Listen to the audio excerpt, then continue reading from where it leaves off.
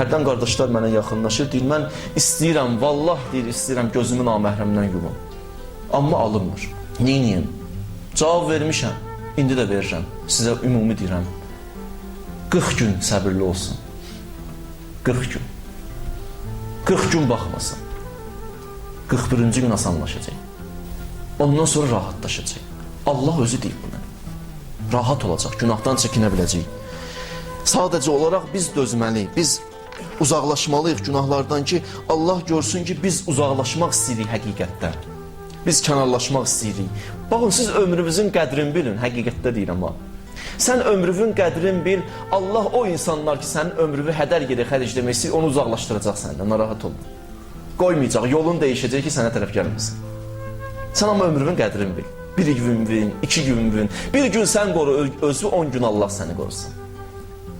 Yoxlayın. Allah görüncə inayətlər edir. Quran-ı Kərimdə ayədir, hətta ayədir. Bizim Peyğəmbər haqqında da ayə, maraqlı ayədir. Buyurur, Peyğəmbər evində qonaqlıq verirdi. Yığışlar gəldilər Peyğəmbərin evinə qonaqlığa. Orada bir dənə hadisə olmuşdu. Hadisə də bu idi, 3 nəfər əyləşmişdi. Yiyib içib qutarandan sonra getmək istəmirdi. Oturublar, elə diyan baxırlar Peyğəmbərə. Peyğəmbərə deyəmir, durun çıxın gedin, evdə işim var. Bunlar elə oturub baxır.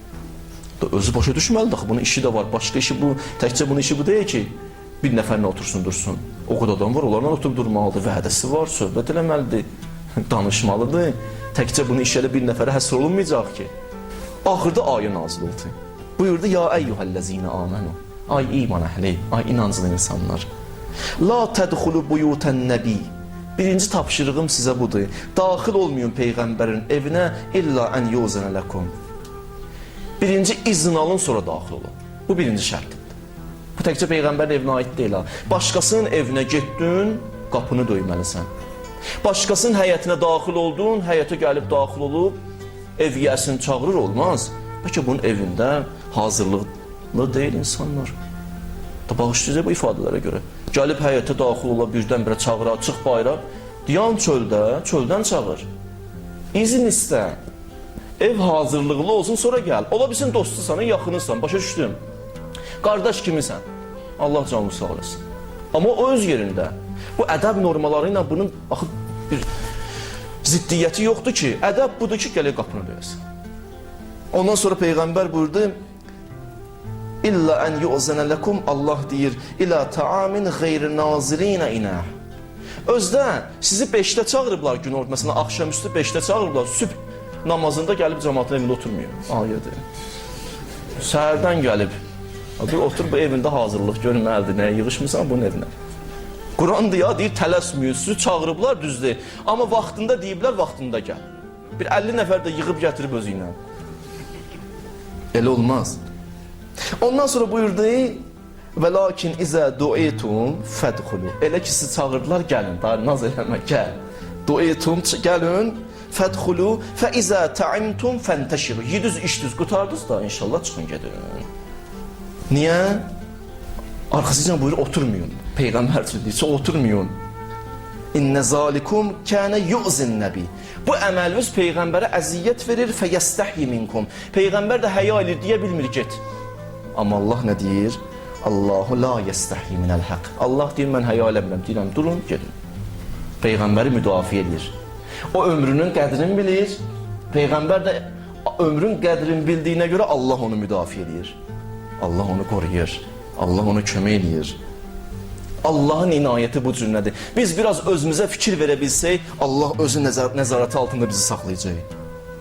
Allahın Peyğəmbərlərinin sırasına daxil olacaq. Peyğəmbərləri ilə birlikdə o karvandan yola çıxacaq. Quranda ayədir, baxın, ayədir. Allah buyurur, və mən yuti'illah və rəsul fəulaikə mə'əl-ləzinə ənəməllah aleyhim. O kəslər ki, Allaha, Peyğəmbərə itaət elədi, onlar Allahın neymət verdiyi şəxslərlə birgə olacaq. Onlar kimdir? Minən nəbiyyin, Peyğəmbərlər. Və siddiqin, siddiq insanlar. Və şühədai, şəhidlər.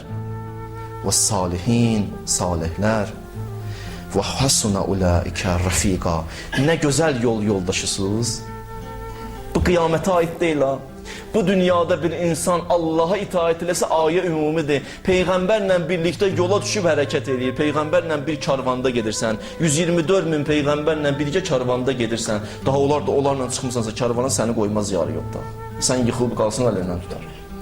Biz bugün başlamasaq islahata günbəgün çətinləşəcək. Günbəgün. Bugün mən başlaya bilməmişəmsə sabah bundan çətin olacaq.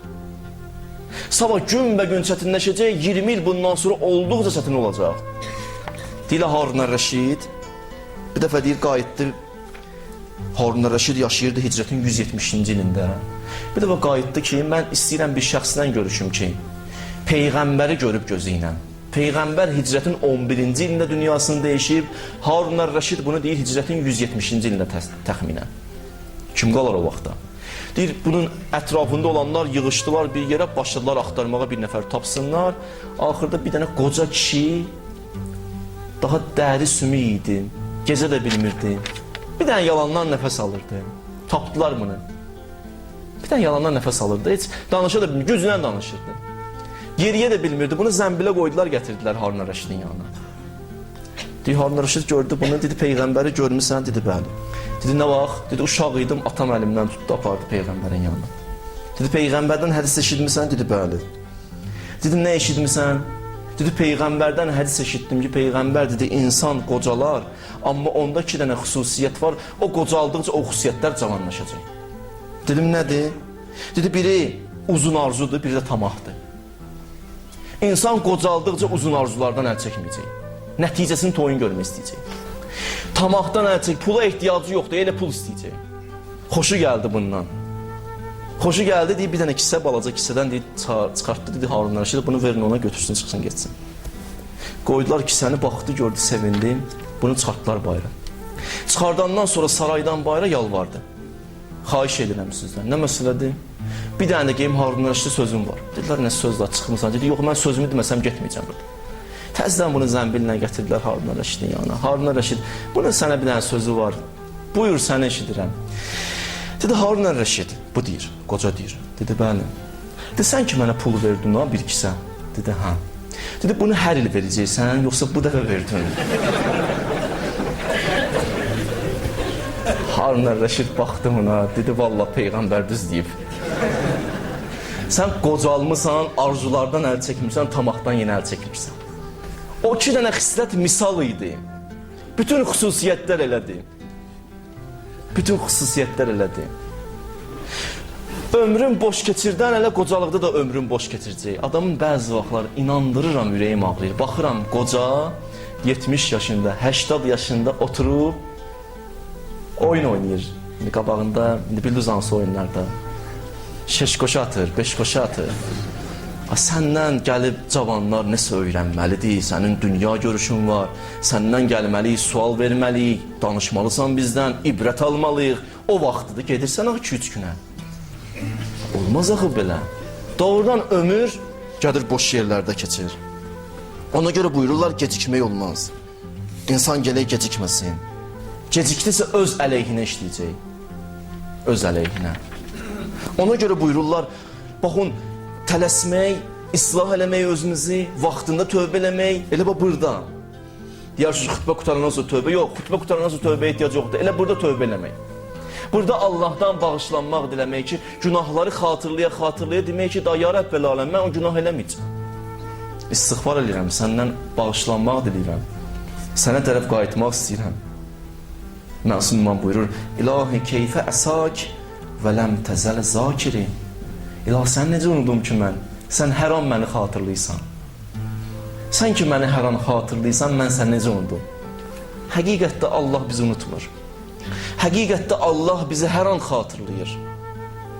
Allah bizi yaddan çıxarmır. Bizi yaddan çıxartsalar da insanlar. Amma Allahımız bizi unutmur ki, Allahımız dərdli vaxtlarımızda əlimizdən tutur. Bəs biz niyə islah eləməyik özümüzü? Və biz niyə ona tərəf hərəkət eləməyək? Ona tərəf addım atmayaq?